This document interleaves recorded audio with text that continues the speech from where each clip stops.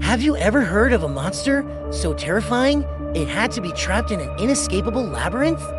A creature with the body of a man and the head of a bull. Today, we're diving deep into one of the most famous Greek myths, the epic tale of Theseus and the Minotaur.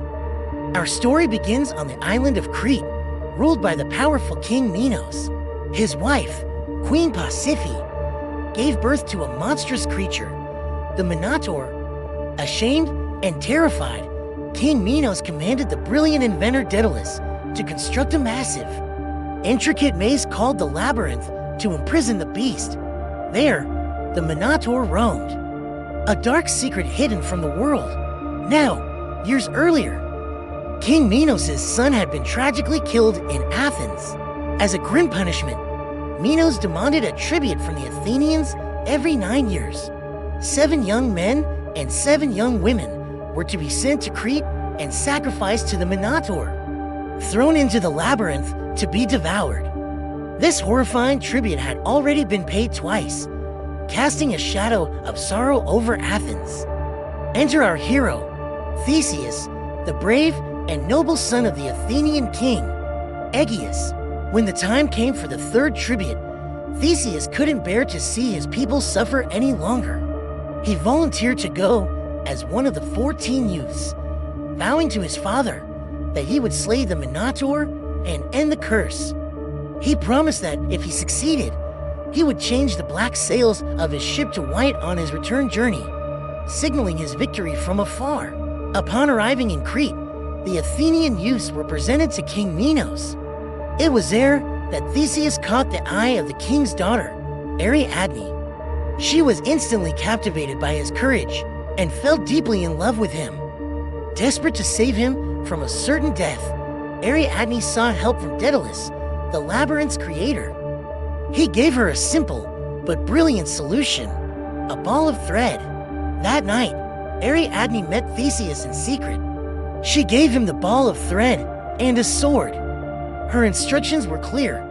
Tie one end of the thread to the entrance of the labyrinth and unravel it as he went deeper. This way, he could find his way back out after confronting the beast. In return for her help, Theseus promised to take her with him back to Athens and marry her. With his heart pounding, Theseus entered the dark, twisting corridors of the labyrinth. He tied the thread to the entrance and ventured into the maze, the sounds of his own footsteps echoing eerily. Deeper and deeper he went, until he finally reached the center and came face to face with the monstrous Minotaur. A ferocious battle ensued. The beast was powerful, but Theseus was quick and cunning. Using the sword Ariadne had given him, he fought bravely and ultimately defeated the monster, ending its reign of terror. Following the thread, Theseus retraced his steps and emerged from the labyrinth. Victorious, he gathered the other Athenian youths and, true to his word, took Ariadne with him as they secretly set sail for Athens under the cover of darkness. Their journey home, however, was filled with more twists. They stopped on the island of Naxos, and for reasons that are still debated by historians, Theseus abandoned Ariadne while she slept. So consumed by the events, either grief-stricken over leaving Ariadne or simply overjoyed by his victory, Theseus made a fatal mistake. He forgot his promise to his father. As his ship approached the shores of Athens, the sails were still black. King Aegeus, waiting anxiously on a cliff, saw the black sails in the distance. Believing his son was dead, he was overcome with grief and threw himself into the sea, which was then named the Aegean Sea in his honor.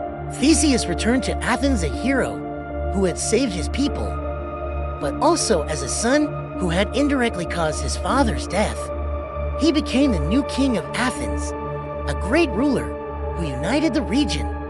But his story serves as a powerful reminder of bravery, love, sacrifice, and the tragic consequences of a simple, forgotten promise. Thanks for joining us on this journey into Greek mythology. If you enjoyed this story, don't forget to like, share, and subscribe for more epic tales. Let us know in the comments which myth you want to hear next.